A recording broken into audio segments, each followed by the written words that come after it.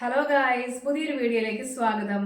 ഇന്നത്തെ വീഡിയോയിൽ എന്താണെന്ന് വെച്ചാൽ നമുക്ക് വാട്സപ്പിൽ നമ്മുടെ നമ്പർ സേവ് ചെയ്യാതെ തന്നെ നമുക്ക് വാട്സപ്പിൽ മെസ്സേജ് അയക്കാൻ എങ്ങനെ നോക്കാം.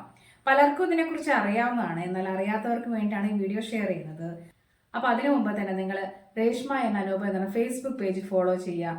അതുപോലെ തന്നെ R2N മലയാളം എന്ന യൂട്യൂബ് ചാനൽ സബ്സ്ക്രൈബ് ചെയ്യുക. അപ്പോൾ തീർച്ചയായിട്ടും നമ്പർ സേവ് ആയിരുന്നു നമുക്ക് തന്നെ വാട്സപ്പിലേക്ക് മെസ്സേജ് അയക്കാം. ആ വീഡിയോയിലേക്ക് നമുക്ക് പോകാം. അപ്പോൾ നമ്മൾ വാട്സപ്പിൽ താഴെ കോൾ ബട്ടൺ കാണാം അല്ലേ? അപ്പോൾ കോൾ ബട്ടൺ പ്രസ് ചെയ്യുക. കോൾ ബട്ടൺ പ്രസ് ചെയ്തിട്ടുണ്ടെങ്കിൽ സ്റ്റാർട്ട് എ കോൾ എന്ന് പറഞ്ഞിട്ട് വേറൊരു ബട്ടൺ നമുക്ക് തൊട്ട് മുകളിലായിട്ട് കാണാം.